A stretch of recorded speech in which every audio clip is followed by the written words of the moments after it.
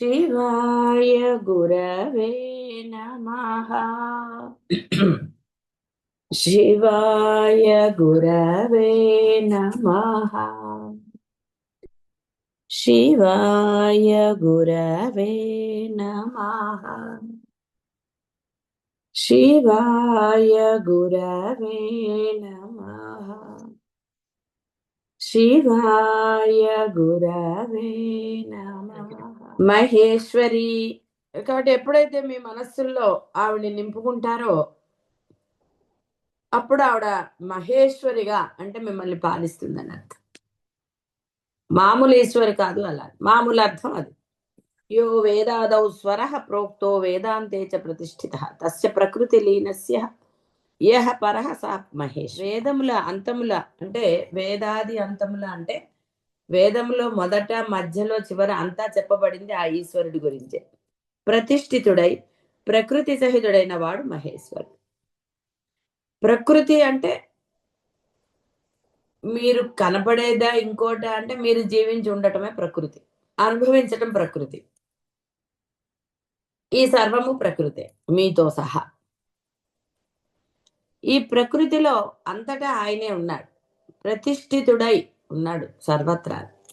ఏదో ఒక గుడిలోనో ఎక్కడో కాకుండా అంతటా ఆయన ప్రతిష్ఠుడై ఉన్నాడు.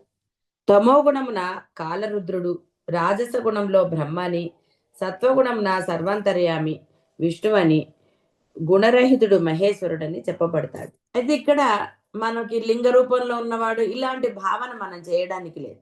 ఎలా అయితే పేరుని బట్టి వారి యొక్క ఇది చెప్పబడుతుంది ఇక్కడ వేదాంతంలో. అంటే ఇక్కడ తమో గుణంలో కాలరుద్రుడు అంటే కాలాన్ని లయం చేస్తాడు. రాజస గుణం బ్రహ్మ సృష్టి చేస్తాడు కదా, అప్పుడు ఆయన బ్రహ్మ అని పిలువబడుతున్నాడు. సత్వగుణం నా సర్వాంతర్యామి విష్ణు అని, గుణరహితుడని చెప్పం. అంతటా ఉన్నాడు కాబట్టి వ్యాపకత్వైన విష్ణు అని చాలాసార్లు చెప్పుకున్నాం. కాబట్టి ఒక ఏ ఆత్మ అయితే మీలో ఉందో మనోన్మని అన్నాము, అంతటా ఉన్నదో అదే ఒక్కొక్కసారి ఒక్కొక్క విధంగా చెప్పబడుతూ ఉంటుంది. కాబట్టి అందులో ఇంకా మనం వేరేగా భావించిన అవసరం లేదు. మాయ అన్నది ప్రకృతియు మాయను కలవాడు మహేశ్వరుడు అని అనబడతాడు. జీవులన్నిటి యొక్క అంటే వారి యొక్క పూర్వజన్మల యొక్క వర్తమాన జన్మల ఎందలి దేహేంద్రియ బుద్ధి ప్రాణ కర్మలకు సాక్షి అయి శృతి స్మృతులకు అనువుగా నిర్ణయించి తత్ ప్రాప్త ఫలములు వాళ్ళకి ఏమేమి ఇవ్వాలి అవన్నీ కూడా వాళ్ళ అమలు జరుపుతారు. 84 లక్షల జీవరాశులు కాబట్టి ఏ జాతియు లుప్తము కాకుండా ధర్మ సాంకర్యము కాక ఉండునట్లు పరిపాలించు పారమేశ్వర శక్తియే మహేష్. ఇక్కడ అమ్మ గురించి చెప్పాం కాబట్టి ఆవిడని పరమేశ్వరి అన్నాం. అంటే ఇక్కడ ఈ 84 లక్షల జీవరాశులు ఇవి అన్ని ఉన్నాయి.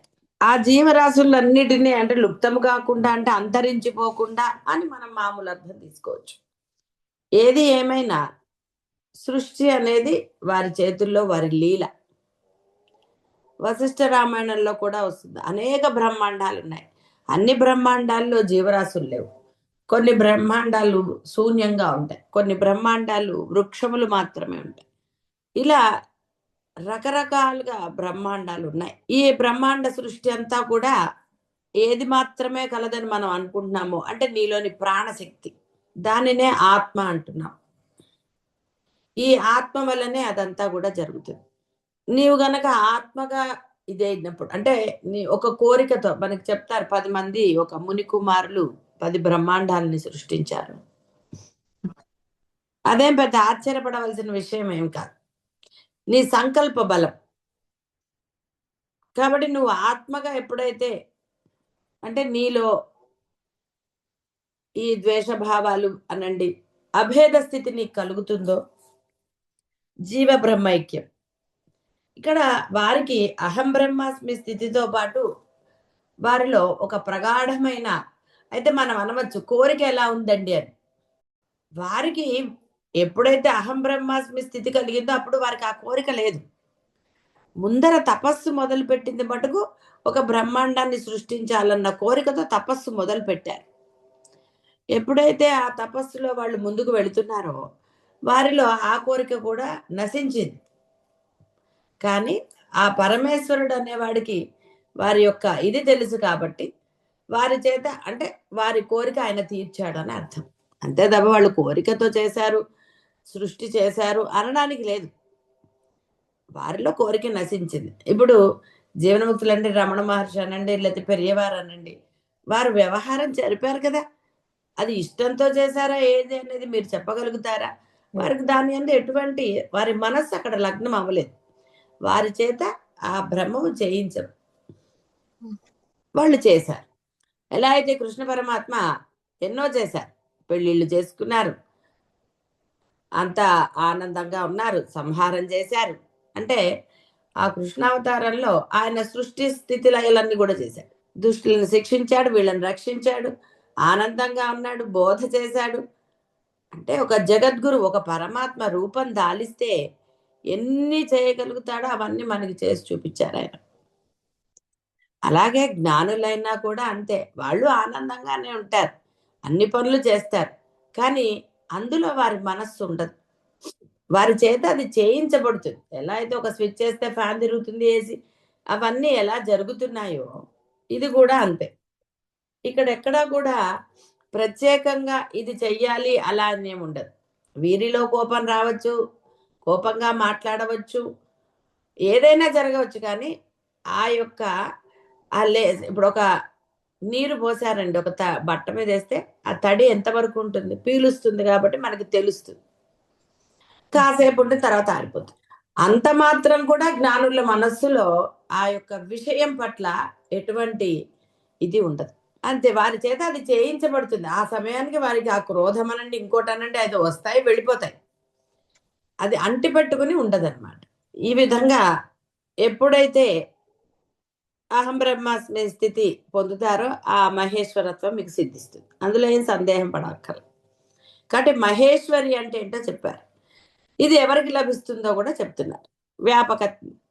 అందుకని ఇప్పుడు ఏది తెలుసుకుంటే ఇంకా నువ్వు ఏది తెలుసుకోవాల్సిన ఆవశ్యకత లేదో అది తెలుసుకుంటే చాలు. ఇంకా ఈ ప్రపంచంలో ఏవేవో జరుగుతూనే ఉంటాయి. దానివల్ల ఏమిటి అంతా చేసేది ఆ బ్రహ్మమే. కాబట్టి ఇంకా నువ్వు ప్రత్యేకంగా ఏమిటి తెలుసుకుంటావు? ఆ వస్తువు ఎలా తయారు చేయబడింది? దానివల్ల ఏమిటి ప్రయోజనం? ఏమీ లేదు. ఇప్పుడు ఫ్యాన్ ఎలా తయారు చేస్తారో అని తిరిగి ఎవరు కూర్చొని ఆలోచించరు. ఆ మెకానిజం గురించి వాళ్ళకి అవసరం లేదు. అది ఏ స్విచ్‌తో పనిచేస్తుందో అది చాలు వాళ్ళకి. కాబట్టి ఆ స్విచ్ వేసుకుంటారు, హాయిగా అనుభవిస్తారు. అంతేగాని అక్కడ వాడు ఎలా చేశాడు, ఏమిటి, ఏ వైరు, ఏవి ఇవన్నీ అవసరం లేని విషయాలు. అలాగే ఈ మానవుడికి కూడా ఎవరు దీన్ని పాలిస్తున్నారు? ఆ పాలన శక్తి నాలో కూడా ఉంది అని తెలుసుకుని వాడు ఆ జీవ బ్రహ్మైక్యం పొందితే చాలు. అంటే జీవుడు, ఆత్మ వేరుగా లేవురా, ప్రాణశక్తి వేరుగా లేవు. 2 ఒకటే. నేను బ్రతికున్నప్పుడే అంటే ఈ దేహాన్ని ధరించి ఉన్నప్పుడే దాన్ని నేను పొందవచ్చు అన్న పరమసత్యం తెలుసుకున్నవాడు సుమ్మయ్యుడు. నోరు మూసుకునే ఉంటాడు. నేను చేస్తున్నాను అనడు, చెయ్యను అనడు, ఏది అనడు. వాడి చేత అవి జరుగుతూ ఉంటాయి. అది ఇక్కడే అదే మహేశ్వరత్వం. వ్యాపకత్వం అన్నా, సృష్టి స్థితి లయలన్నా ఇదే. కాబట్టి ఆవిడ మహేశ్వరి, మహాదేవి, బృహదస్య శరీరం యత్ అప్రమేయం ప్రమాణతః ధాతుః మహేతి పూజాయాం మహాదేవి తత్ స్మృతః. అప్రమేయ ప్రమాణం గల శరీరం కలది మహాదేవి. అంటే కొలత లేదు. ఇప్పుడు మనం కృష్ణ పరమాత్మది మనము విశ్వరూపం సినిమాల్లో అందరూ చూశారు. పుస్తకాల మీద, అట్టల మీద చూశారు. అక్కడ ఏం కనపడుతోంది మనకి? అన్ని ముఖాలు కాదు గమనించవలసింది. ఆయనలోనే ఈ యొక్క సముద్రాలు, నదులు, గంధర్వులు, యక్షులు అంటే అన్ని లోకాల వాళ్ళు ఉన్నారు. అన్నీ ఉన్నాయి. మనకి ఒక రకంగా చూపించాలి కాబట్టి అక్కడేవో తలలు ఇవన్నీ పెట్టేశారు. కానీ అంటే అర్థం ఏమిటి? విశ్వరూపం. విశ్వము అంటే ఈ ప్రపంచం. మొత్తం అంతా నీకు కనపడేది, కనపడనిదంతా కూడా విశ్వమే. ఆ విశ్వం అంతా ఈయనలో అది విశ్వరూపం.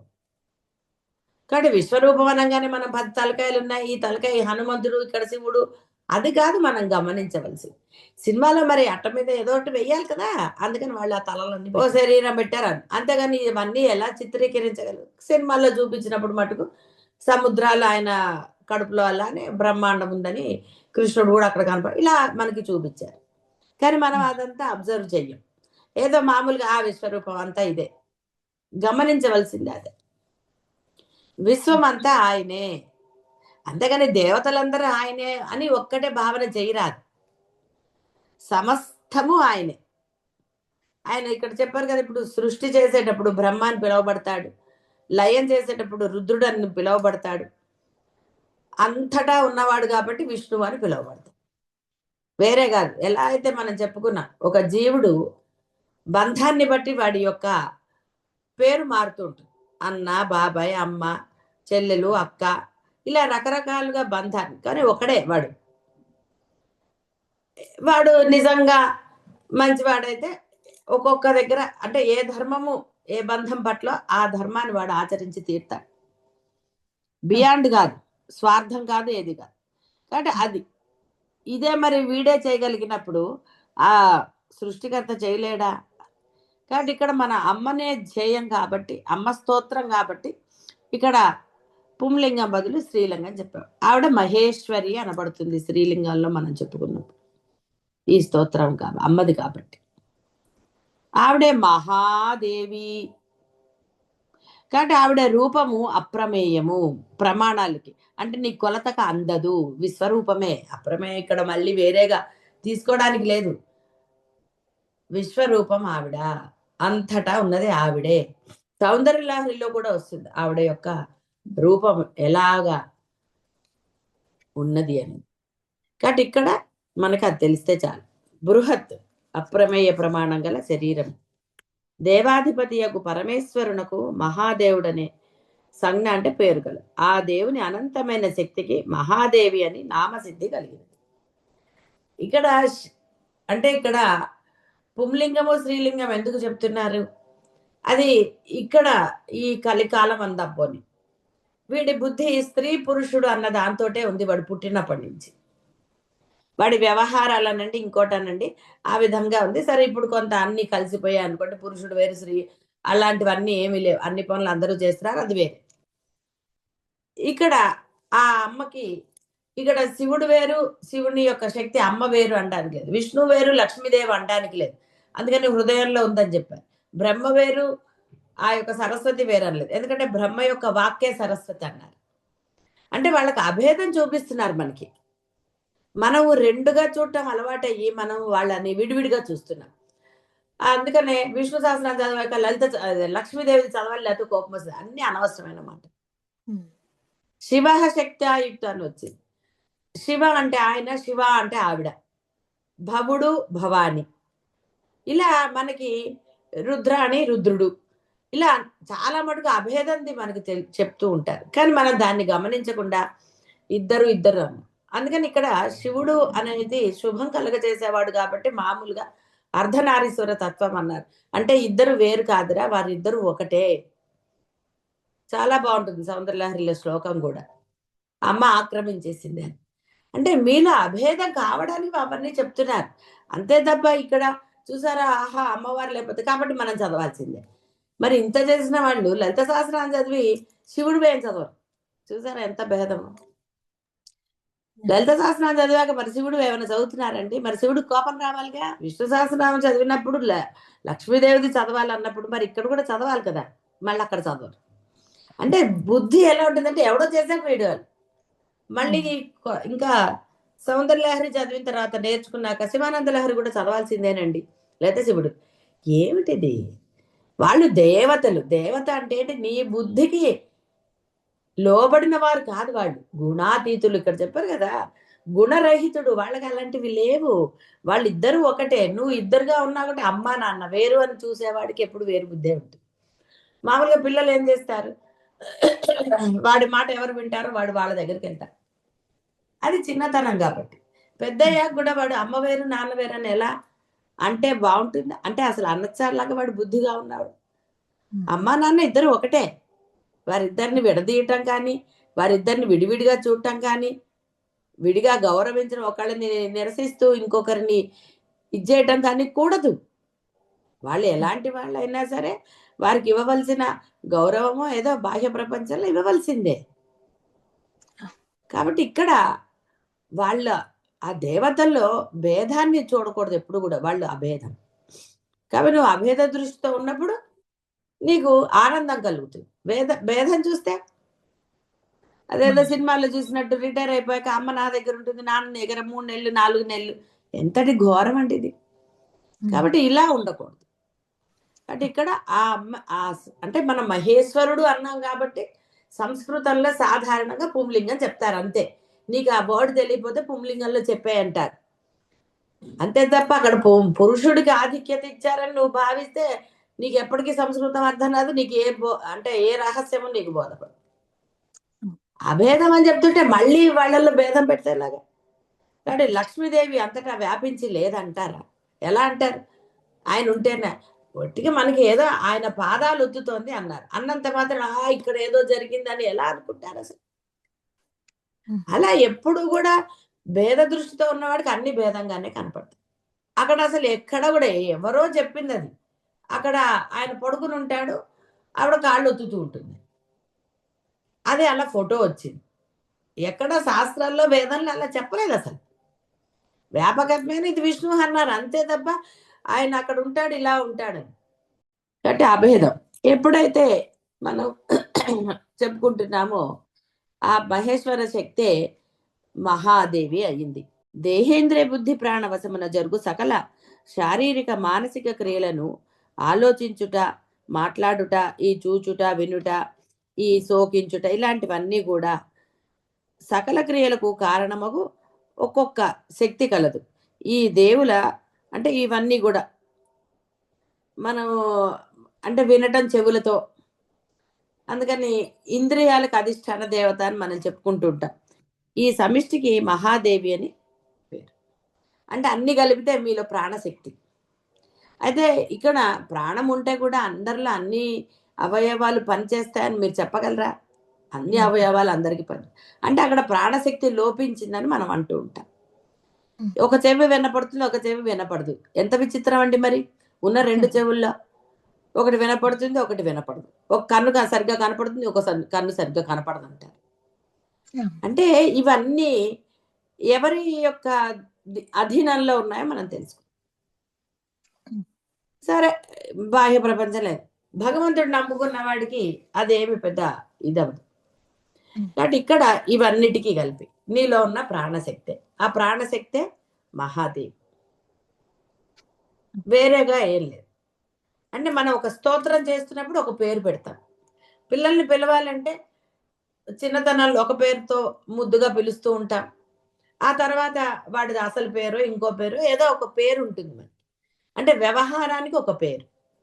అదేవిధంగా ఇక్కడ ఈ స్తోత్రం చేయడానికి నీలో ఉన్న సర్వ ఈ శక్తులు, అంటే నువ్వు వినే శక్తి, చూసే శక్తి, ఇవన్నీ కూడా ఆ అమ్మవే అని చెప్పారు. ఆ అమ్మకి అక్కడ మహాదేవి అని పేరు. మహా అంటే అనంతం అని అర్థం. నానావిధ శక్తులను ఒక నియతి క్రమమున సామరస్యముతో ఒకే దేహమందు పరస్పర అవిరోధ భావమున అన్యోన్య సహకారంతో పనిచేయనట్ల శాసించు ప్రభుశక్తియే మహాదేవి. అంతేగాని చెవి ఒకటి విని కళ్ళు ఒకటి చూసి అట్లా జరగదు కదండి, ఏం జరగదు. కళ్ళు అటు చూస్తున్నాయన్నా, చెవులు ఇక్కడ వింటున్నాయన్నా, మీకు ఏది లోపలికి వెళ్తుంది? 2 ఒక్కసారి లోపలికి వెళ్ళవు. అప్పుడు మనం అంటాం ఏంటి ఎటు వింటున్నావు ఎటు చూస్తున్నావు అని అనరు. కాబట్టి ఇక్కడ అన్నీ కూడా కాళ్ళు ఒక వైపుకి వెళ్తే చేతులు ఇంకో దగ్గరికి వెళ్ళి పనులు చేస్తాయా? చెయ్యవు కదా. మీరు పని చేస్తూ మనసుతో వేరేది ఏదన్నా ఆలోచించవచ్చు గాక, అప్పుడు ఆ పని ఎలా అవుతుందో కూడా మీకు తెలుసు. కాబట్టి సామరస్యం అన్నీ ఒక దేహంలో ఉన్నాయి. కళ్ళు, ముక్కు, చెవులు అన్ని కూడా ఒక దగ్గర, ఇంద్రియాలన్నీ కూడా ఒక దేహానికే ఉన్నాయి. కానీ అవి ఎలా పని చేయాలో, ఒకవేళ వాటిల్లో సామరస్యం లేకపోతే ఏం జరుగుతుందో కూడా మీకు తెలుసు కదా. కళ్ళు మూసుకున్నా చెవులు వింటూనే ఉన్నాయండి అని మీరు అనొచ్చు, కానీ అప్పుడు చూడవలసిన ఆవశ్యకత లేదు కాబట్టి యాక్షన్ కూడా చేస్తారు కదా, సామరస్యం. అంతేగాని నేను ఇటు చూడను అటు అది ఇది అని అంటే ఏం జరుగుతుందో మీకు తెలిసిందే ఇక్కడ. అంటే అవన్నీ కూడా మనం ఏమంటాం, అందుకనే మనస వాచ కర్మణ అని ఒక మాట చెప్పినా శ్రద్ధ శ్రద్ధ అంటాం. అంటే అదే చూడు, అదే విను, అదే చెయ్యి. ఏ పని చేస్తున్నావు దాని మీద శ్రద్ధ పెట్టంటే అర్థం ఏంటి? అనవసరంగా వేరేది. ఇప్పుడు మీరు పని చేస్తూ ఏదో వింటూ ఉన్నారనుకోండి, పని సరిగ్గా అవుతుందా? ఏదో అలవాటైన పని అది వేరే విషయం. కానీ చేతులు మనసు అక్కడ లగ్నం అవ్వాలి కదా. మధ్య మధ్యలో వినటం అనేది మధ్య మధ్యలో జరగదు ఆ పనిలో ఉన్నప్పుడు. ప్రతి క్షణం అదే వింటున్నారా అనడానికి లేదు కదా. అంటే ఇంక ఇది ఎక్స్ప్లెయిన్ చేయాల్సిన అవసరం లేదు. మీ అందరికి ఇవన్నీ బాగా, ఎవరు చిన్నపిల్లలు కాదు కదండి. కాబట్టి ఇవన్నీ కూడా ఆ శాసించే శక్తి. అంటే వాటన్నిటికీ ఎంత శక్తి. మరి 60 ఏళ్ళు 70 ఏళ్ళు రాగానే మరి కొంతమందికి చెవులు పనిచేస్తాయి, కళ్ళు అన్ని చేస్తాయి, కొంతమందికి పని చేయవు. 90 ఏళ్ళకి పనిచేస్తాయి. అదంతా వారి వారి పూర్వజన్మ ఇంకోట, అవన్నీ అనవసరమైన చర్చలు. పనిచేస్తోంది సంతోషం, పని చేయటం లేదు సంతోషం. మహేశ్వరుని అష్టమూర్తులలో చంద్రుడు మహాదేవుడు అనబడతాడు. ఇక వాళ్ళకి అంటే ఒక బంధంలాగా మనకి చెప్పారు. కలికాలంలో అన్ని బంధాలు పట్టుకు వేళ్లాడతాడు కాబట్టి. భార్య రోహిణి, కుమారుడు బుధుడు అని చెప్పారు. ఇలా రకరకాలు. కాబట్టి అదే ఇదని మీరు భావించవలసిన అవసరం లేదు. మహాదేవి అన్నా మహాదేవుడు అన్నా కూడా అన్ని వాళ్ళే. మీ దేహాల్లో కనపడే దేహాల్లో కనపడని ఈ ప్రపంచంలో అంటే వస్తువులు ఏవైతే కనపడకుండా ఒక గాలి అనండి, ఇంకోటి అనండి, ఏదైనా వెలుతురు అంటే ఏం చెప్పగలుగుతారండి? మీకు వస్తువులు కనపడితే వెలుతురు అంటారు. లైట్ వేసుకున్నప్పుడు కూడా వెలుతురే అంటారు. మరి దీనికి సూర్యకాంతికి ఎక్కడ సామీప్యం? కాబట్టి ఇక్కడ ఏ శక్తి అయితే ఉందని మీరు అంటున్నారో ఆ శక్తి మహాదేవి. పూర్లింగంలోకి వెళ్తే మహాదేవుడు అంతే. మహాలక్ష్మి అన్నీ వస్తాయి ఇక్కడికే. మహాలక్ష్మి. కాబట్టి లక్ష్మి అంటే ఏంటి? ఇక్కడ మళ్ళీ లక్ష్మి అనగానే డబ్బు అనే తీసుకోకర్లేదు. మామూలుగా అయితే లక్ష్మి అనగానే అలా తీసుకుంటారు. నీకు అవసరానికి ఏది అవసరమో అది నీకు లభించడమే లక్ష్మి. శుభం, విజయం. అందుకని అష్టలక్ష్ములు చెప్పారు. కాబట్టి లక్ష్మీదేవి అనగానే కేవలం డబ్బు అనే భావించక్కర్లా. ఇప్పుడు ఈ శక్తులు ఏవైతే మనం చెప్పుకున్నామో, చెవులకి వినపడే శక్తి, అదే లక్ష్మి. శుభం కలగజేయటమే లక్ష్మి. అందుకని శివుడు శుభంకరుడే, ఆవిడ. అప్పుడు అక్కడ లక్ష్మి అని ఆవిడకి పేరు. అంతా కలిపితే మహాదేవి. కానీ మళ్ళీ ఈ వ్యవహారం దగ్గరకు వచ్చేసరికి ఇలా చెప్తారు. మహాలయ అనే రాక్షసిని సంహరించింది కాబట్టి ఆవిడని మహాలస అని, మహాలక్ష్మి అని. అంటే ఇవన్నీ కూడా కొన్ని ఒక కారణాన్ని కల్పిస్తాయి. ఇందువల్ల ఆవిడకి ఈ పేరు వచ్చింది, అందువల్ల ఆ పేరు వచ్చింది. ఎందుకంటే నీకు ఒక ఇదనమాట, అమ్మయ్య అనుకుంటాం.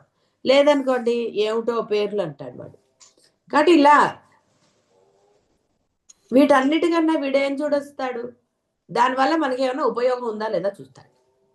చాలా ఉంటుంది. నిల్చున్న లక్ష్మీదేవి ఫోటో ఇంట్లో ఉండకూడదు. ఎన్ని అంటే బుద్ధి ఎంత వంకరలు ఉంటాయంటే ఇన్ని వంకరలు ఉంటాయి. ఒక్క లక్ష్మీదేవి ఫోటో ఉండకూడదు, ఇద్దరు ఉన్నదే ఉండాలి. ఆ దేవుడి గదుల్లో కూడా అలాగే చెప్తారు. అసలు ఎంత విచిత్రం అండి ఇవన్నీ. వాళ్ళల్లో అభేదం అంటే అయ్యో మీరు ఆ ఫోటో పెడితే అంటే అమ్మవారి ఫోటో ఉంటే శివుడు ఫోటో ఉండాలి, లక్ష్మీదేవి ఉంటే విష్ణుమూర్తి ఉండాల్సిందేట. మళ్ళీ వాళ్ళని విడివిడిగా ఉంచకూడదుట, పక్క పక్కనే పెట్టాలట. ఎంత భయంకరమైన ఆలోచనలు అంటే. ఒక్క అమ్మవారి ఫోటో పెట్టుకుంటే ఏమన్నా అయిపోతుందా? ఏం అవ్వదే. అందులోనే అన్ని ఉన్నాయంటుంటే మళ్ళీ ఇలా చెప్పేస్తే అంటే ఇవన్నీ కూడా ఎవరికి వాడు, వీడు చెప్పాడు కాబట్టి నేను అది చెప్పనంటాడు. మరి వేదంలో అలా చెప్పలేదే, శాస్త్రంలో అలా చెప్పలేదే. వినాయకుడిని మనం పసుపుతో చేస్తాం, సిద్ధి బుద్ధి ఎక్కడున్నాయండి అక్కడ? శక్తులు అన్నారు అంతే తప్ప మళ్ళీ వాళ్ళకు రూపం అట్లా వచ్చింది ఎక్కడన్నా? మీరు పూజలు ఎక్కడన్నా చూసారా? ఎక్కడా ఉండదు. సత్యనారాయణ స్వామి ఫోటోలో ఆయన ఒక్కడే ఉంటాడు, లక్ష్మీదేవి ఫోటో ఎక్కడుందండి అక్కడ? ఎవడో అంటాడు, అనగానే వీడు లక్ష్మీదేవి ఫోటో తెచ్చి పెట్టేస్తాడు. వాళ్ళ కళ్ళు కనపడవు, ముక్కు కనపడదు, ఏది కనపడదు, పటాలు పెడతారు. పరమేశ్వరుని వామాంకము నున్న శ్యామలయను మనోహరాంగి శ్రీలక్ష్మి. పేర్లు మారవండి. పేరు మారినంత మాత్రాన మనం ఇది మార్చేసుకుంటే ఎలాగా? ఎడం వైపు వామాంకం అన్నారు. ఇక్కడ పరమేశ్వరుని వామాంకమున్న శ్యామల అను మనోహరి, ఆవిడని శ్రీలక్ష్మి అన్నారు. ఎడం వైపు ఉంటుంది అని చెప్పారు కదా శక్తి, అంతే. దీనికి మళ్ళీ మనం ఏదో అర్థాలు తీరాలి. సరే మళ్ళీ పరమేశ్వరుడు చెల్లెలు లక్ష్మీదేవి, ఇలా రకరకాలు ఎన్ని బంధాలు కలిపేస్తారో వాళ్ళకి, రకరకాలు. ఇవన్నీ కూడా తర్వాత వచ్చినవే తప్ప అక్కడ వేదంలో గాని శాస్త్రంలో గాని ఎక్కడ అవి చెప్పబడలేదు. పురాణాల్లో నీకు ఒక కథ చెప్పాలి కానీ అది కథ, కథలో బంధాలు కావాల్సిందే, కానీ అక్కడ ఒకటి కల్పించారు అంతే. అంతేగాని ఎక్కడుందండి? వాళ్ళ తల్లిదండ్రులు ఉన్నారా మరి ఎక్కడన్నా అని అడిగితే ఎలా చెప్పగలుగుతారు? ధైర్యలక్ష్మి, ధాన్యలక్ష్మి ఇవి చెప్పారు కదా. సకల స్త్రీలేంద్రులు మూల కారణం లక్ష్మియే. కాబట్టి ధైర్యము, ధాన్యము, సంతానము, పశువులు ఇవన్నీ కూడా అంటే ఆ శుభం నీకున్నది. పశువుల వృద్ధి సమృద్ధిగా ఉంది నీకు, అంటే ఆ యొక్క విజయం నీ దగ్గర ఉంది, జయం శుభం నీ దగ్గర జరుగుతుంది. ఇలా రకరకాలు. అందరికీ ఒక రకమైన పశువులు ఉంటాయండి? ఉండవు కదా. వాడి జన్మమో ఇంకోటో ఇంకోటో ఆ విధంగా. అంటే ఇక్కడ మనము ఒక భావంతోటో ఏదో మనం విన్నామండి, పెద్దవాళ్ళు చెప్పారండి. పెద్దవాళ్ళకి ఏం తెలుసండి? తెలిసిందే చెప్తారు నీకు. కొన్ని తెలిసింది నువ్వు అన్ని వింటావా? నీకు నచ్చింది వింటావు. కాబట్టి ఇవన్నీ ప్రమాణాలు కాదు. శాస్త్రం తెలిసిన పెద్దవాళ్ళు చెప్పిందే ప్రమాణం. కాబట్టి టీవీ ఉంది కదా అని, టీవీలో ఛాన్స్ దొరికింది కదా అని ప్రతి వాళ్ళు ఏదో చెప్తూ ఉంటారు. అన్ని నమ్మే ఎక్కర్లా.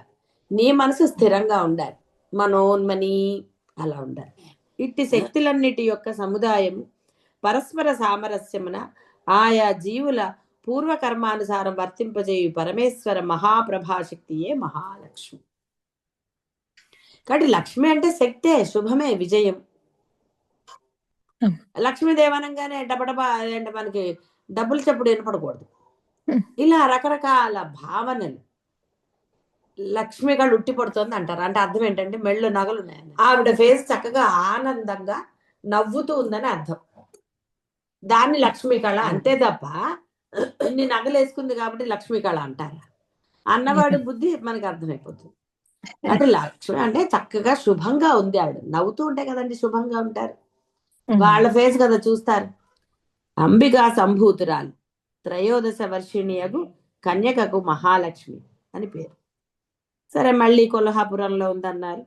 అష్టాదశ శక్తి పీఠాల్లో అది కూడా ఒకటి అన్నారు. బ్రహ్మభిన్నమగు ఆనందమునకు చూసారా, అంటే బ్రహ్మానందకి ఆ బ్రహ్మానందం అనే ఆనందానికి లక్ష్మి అని పేరు. కాబట్టి లక్ష్మి అంటే ఆనందంగా ఉండేది, సర్వకాల సర్వావస్థలు ఎందుకు కూడా ఆనందంగా ఉండేదే లక్ష్మి, అంతేగాని డబ్బని కాదండి. అన్నీ ఇప్పుడు ఆనందం లేదు, పోనీ మీరు తిన్నది అరగలేదు అనుకోండి, ఎంత డబ్బు ఉండే ఏం ప్రయోజనం అండి? ఇలా రకరకాలు. కాబట్టి చెవులకు వినటం అనేది లక్ష్మీప్రదం, కళ్ళకి చూసే శక్తి లక్ష్మీప్రదం, నువ్వు తిన్నది అన్ని అరిగించుకునే శక్తి ఆ యొక్క ఆ పొట్టకి లక్ష్మీప్రదం. అంటే శుభము అని అర్థం అంతే తప్ప వేరే అర్థాలు తీసుకోరాదా. తీసుకున్న దానివల్ల నీకేమిటి ప్రయోజనం? ఏమీ లేదు, ఏమీ లేదు. నీకు అసలు శక్తే లేదు, బంగారం ఏమేసుకుని తిరుగుతావండి? భయం ఉంది ఎవడెత్తుపోతాడని. నిద్ర పట్టిందా? ఎన్ని గోళలండి. అంటే దాని మనదైతే ఉంటుంది అన్నవాడు ధైర్యంగా ఉంటాడు, కానీ ఎక్కడో ఒక మూల భయం ఉంది అనుకోండి, వామ్మో అని. ఇంకేం లక్ష్మి అండి? లక్ష్మి భయం పుట్టిస్తుంది. అప్పుడు లక్ష్మిని తీసుకెళ్లి లాకర్ లో కదండి దాచేస్తారు. మరి లాకర్ లో ఉంటే మటుకు లక్ష్మీదేవి ఉంటుందా సంగతి. అందువలన లక్ష్మి అంటే మీకు చక్కగా అర్థమైంది కదా, శుభమే, మీకు శుభాన్ని కలిగజేసేదే ఆవిడ. అంటే ఈ అమ్మ, ఈ ఆత్మే, మీ ప్రాణశక్తే, అది ఈ వ్యవహారంలో లక్ష్మి అనబడతారు. అంటే నీ జీవన వ్యవహారంలో ఆవిడ లక్ష్మి అని పిలువబడతారు. ఆ శక్తికి అప్పుడు లక్ష్మి అని పేరు. అంతేగాని లక్ష్మీదేవి అనగానే ఇంకో ఆవిడని పెట్టేసుకోవటం, లక్ష్మీదేవి ఫోటో లేదా మీ ఇంట్లో అని, లేదా ఇంకోటి ఏదో అప్పుడు ఏంటది భగవద్గీత ధనుర్ధ అంటే అర్జునుడి కింద కూర్చొని అవేవో ఉండేవి ఫోటోలు. ఎవరు వచ్చి అది యుద్ధానికి సంకేతం కదా అందుకని ఆ ఫోటో ఉండేది. అక్కడ బోధ చేశాడు ఆయన, రథసారథిగా ఉన్నాడు, అర్జునుడు కింద ఉన్నాడు, నిల్చుని ఉన్న ఫోటో అప్పుడు వచ్చేవి మనకి. అవన్నీ తీసేయమనేవారు, ఎందుకంటే అది యుద్ధం అంట. ఆయన బోధ చేస్తున్నాడు, అది మర్చిపోయి యుద్ధం అంటారేంటి? యుద్ధం దేనికి చేశారు? అధర్మం మీదే యుద్ధం చేశాడు. మరి అది ఎందుకు ఉండకూడదు ఇంట్లో?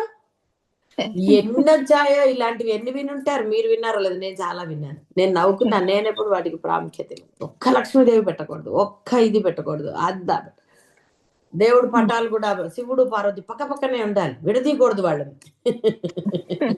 వాళ్ళు అసలు విడిగా ఎప్పుడున్నారు, అసలు వాళ్ళే ఒకళ్ళే. నువ్వు రెండుగా అమ్మవారు అన్న అంటే స్త్రీలింగం అయినప్పుడు అమ్మ అయింది, పుంలింగం అయితే అయ్యాడు, అంతే తప్ప వాళ్ళిద్దరిలో భేదం చూపిస్తే ఎలాగ నువ్వు అలా. అందుకని శివలింగంలో కూడా ఏమన్నారు, పానపట్టం ఆవిడ అన్నారు. శివుడు పైన ఇలా లింగ అంటే ఇదిగా ఉండేది, రౌండ్ గా ఉండేది శివుడు, పానపట్టం ఆవిడ అన్నారు. వాళ్ళలో అభేదం, అంతే తప్ప దానికి నువ్వేదో ఏదో చెప్తే శివశక్త్యాయుక్తో. ఎక్కడైనా హృదయంలో విష్ణుమూర్తికి అన్నారు, బ్రహ్మ ఈ శక్తి అంతా కూడా వాక్ శక్తి, ఆ సరస్వతి దేవే, అది లేకపోతే ఆయన సృష్టి ఏం చేస్తాడు. మన ఆయనకి తెలియాలి కదండి, ఎంతమందిని సృష్టించాలి, 84 లక్షల జీవరాశులు సృష్టించాలంటే పాపం ఎంత నాలెడ్జ్ ఉండాలి అతనికి. అతను ఏమన్నా పుస్తకాలు చదవాలి, ఏమన్నా అస్ఫురణ. దానికి సరస్వతి అని అందుకని ఏమన్నారు, ఎవరే సరస్వతి దేవిని పూజిస్తారు. మరి వినాయకుడిని కూడా పూజిస్తారు కదండి, పుస్తకాలకి అంటే చదువు రావడానికి, విజ్ఞానం పోవడానికి ఆయన్నే అంటారు, చదవడానికి ఆయనే అంటారు, ఇలా రకరకాలుగా ఆయన. మరి వినాయకుడు కూడా విఘ్నహంత్రి అని చెప్పలేదు, మనకి ముందర వచ్చింది కదా. వినాయకుడు కూడా ఆ యొక్క విఘ్నాలని ఇచ్చేసాడని రాలేదు, అంటే రాక్షసుని సంహరించాడని వచ్చింది కదా. మరి అలా భేద దృష్టి ఉన్నంత కాలం గోలే. ఎందుకంటే ఇప్పుడు వినాయకుడిని ఒక ఫోటో కావాలి, లక్ష్మీదేవికి ఇంకో ఫోటో కావాలి, ఎన్ని కావాలండి ఫోటోలు. ఇన్ని ఫోటోలు పెడితే వయసులో ఉన్నప్పుడు బాగానే ఉంటుంది, కడుక్కోవటం తుడుచుకోవటం అవన్నీ. వయసు అయిపోతున్నా కొద్దీ సరిపోరు. కనీసం అసలు ఇది తెలుసుకుని నువ్వు నమ్మిందో నీకు ఇష్టమైన దైవందో ఒక్కటి పెట్టుకోండి, ఎంత హాయ్ అండి, ప్రశాంతంగా ఉంటుంది ఆ రూమ్ లోకి వెళ్ళి.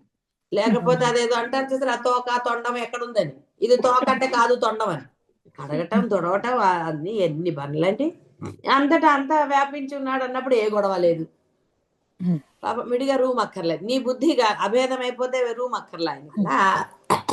మన బుద్ధులు అంటే ఎప్పుడైతే ఈ అసలైన రహస్యం మనకి తెలిసిపోతుందా అంటే, ప్రాణశక్తి అంటే ఏమిటి, అదే అంతటా ఉన్నదాన్ని, అదే ఆత్మ, ఆ అహం బ్రహ్మాస్మి తెలిసిన తర్వాత మనము అభేదంగా ఉండి తీరాలి. నీకు ఇచ్చిన ఇంద్రియాలు కానివ్వండి, నీకు లభించే ఈ బోధ దానికి ఉపయోగపడాలి. అంతేగాని బోధలోంచి మనం దాన్ని మళ్ళీ విడదీసేసి మళ్ళీ వేరే శక్తులు, ఈ శక్తి ఆ శక్తి ఇంకో శక్తి అలా అని మనం భావించరాదు. ఈ యొక్క ఐక్యతని మనం గనక గుర్తించి, అంటే అంతటా ఏదైతే ఉన్నదో ఆ శక్తే నీలోని ఉన్నదిరా. నువ్వు ఎప్పుడైతే గుణాతీతుడవిగా అంటే అభేదంగా ఉంటావో నీవు అదే విధంగా వ్యవహరించవచ్చు. అంటే ఆ పరబ్రహ్మ శక్తి ఎలా అయితే ఆనందంగా ఉంటుందో నీవు కూడా అలా ఆనందంగా ఉండవచ్చు, అది తెలిసిపోతుంది. ఇంకా ఆనందమే కదా, నువ్వు ఆనందం కోసమే కదా నానా గోలలు. అయిపోయింది, ఆనందం లభించి తీరుతుంది. అప్పుడు ఈ అవమానాలన్నా ఇంకోటన్నా ఇంకోట దాని గురించి నీకు అసలు చింత ఉండదు. అందువల్ల అందరూ కూడా ఈ యొక్క ఐక్యతని గుర్తించండి. ఎప్పుడైతే మీరు ఐక్యంగా ఉంటారో అంటే మీ భావన అభేదంగా ఉంటుందో, మీరే మహాదేవులు, మీరే మహాలక్ష్ములు, అన్ని మీరే. అహం బ్రహ్మస్మి పదానికి అర్థం అదే. శుభం భూయాత్.